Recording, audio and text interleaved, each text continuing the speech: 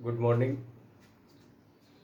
Topic है नर का जनन तंत्र, reproductive system, male reproductive system यानी नर का जनन तंत्र। लैंगिक जनन में, मनुष्यों के लैंगिक जनन में नर का जो जनन तंत्र है, इसमें कई जनन अंग होते हैं, जिसमें मुख्य जनन अंग है वृषण या टेस्टिस। इसमें देखिए, ये वृषण या टेस्टिस है, जिसके ऊपर ये वृषण कोश है, वृषण कोश, और इसके अंदर ये वृषण है। ये वृषण, मनुष्यों में जो वृषण है वो एक जोड़ी, एक पेयर अंडाकार एक जोड़ी वृषण का पाए जाते हैं, और ये उदर गुहा है, उदर गुहा से बाहर स्थित होते हैं, उदर गुहा से बाहर स्थित होते हैं। क्यों? क्योंकि जो शरीर का ताप है उससे 2 या 3 डिग्री सेंटीग्रेड कम ताप पर, शरीर के ताप से 2 या 3 डिग्री सेंटीग्रेड कम ताप पर शुक्राणुओं का निर्माण होता है। इसी कारण ये उदर गुहा से बाहर वृषण कोशों में स्थित होते हैं, क्योंकि यहाँ का ताप शरीर के ताप से 2 या 3 डिग्री सेंटीग्रेड कम होता है, और इसी ताप पर क्या बोलते हैं, शुक्राणुओं का डेवलपमेंट होता है। इसमें शुक्र जनन जो उपकला होती है, उसमें शुक्र जनन कोशिकाएं होती हैं। उन शुक्र जनन कोशिकाओं से शुक्र जनन के द्वारा शुक्राणुओं का निर्माण होता है, शुक्र जनन के द्वारा शुक्राणुओं का निर्माण होता है।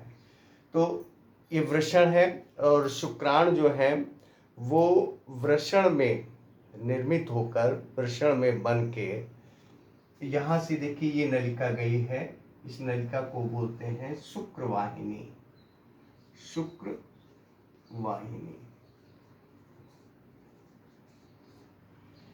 इससे यानी वृषण में बन के शुक्रवाहिनी के द्वारा ये आते हैं, और शुक्राशय में इसके माध्यम से ये यहाँ से निकल जाते हैं, और ये है शुक्राशय, शुक्राशय।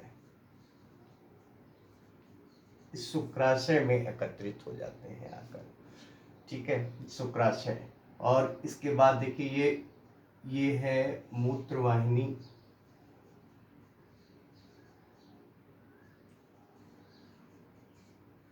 ये किडनी में, वृक्क में जाती है, किडनी में, और इसी से फंदा बना करके ये आगे शुक्राशय में पहुंचती है। इसके बाद ये जो होती है, इसको बोलते हैं प्रोस्टेट ग्रंथि, प्रोस्टेट ग्रंथि। ये विशेष प्रकार का पदार्थ स्रावित करती है, जिसमें हार्मोन्स होते हैं और जनन क्रिया में सहायक होती है। और इसी से लगी हुई ये नलिका होती है, इसको बोलते हैं, ये नलिका, यार इसी से लगी हुई नलिका, इस नलिका को बोलते हैं मूत्र मार्ग, यूरेथ्रा, यूरेथ्रा,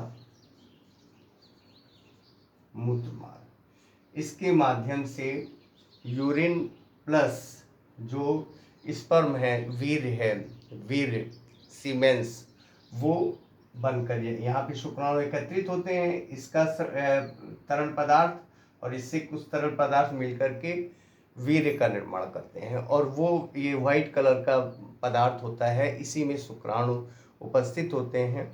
ये शुक्राणुओं का पोषण भी करता है, और मनुष्यों के शरीर में लगभग ये, जिस समय मनुष्यों में होता है तो 90 डेज तक रह सकता है, ठीक है। और ठीक, और क्या बोलते, इस यूरेथ्रा के माध्यम से, यानी कि मूत्र मार्ग के माध्यम से शरीर से बाहर आ जाता है। ये है शिश्न, शिश्न, पेनिस। इसी के माध्यम से जो शुक्राणु हैं वो फीमेल में ट्रांसफर किए जाते हैं, ठीक है, और क्या बोलते, जनन की क्रिया संपन्न होती है, ठीक।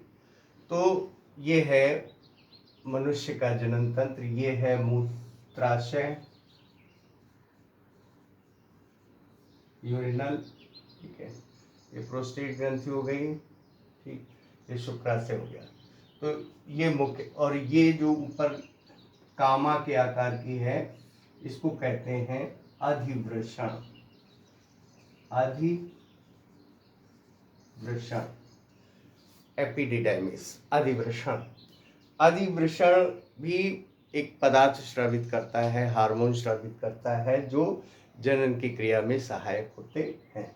तो ये मनुष्य का, यानी मनुष्यों में नर का जनन तंत्र, इसका मुख्य जनन अंग होता है वृषण या टेस्टिस।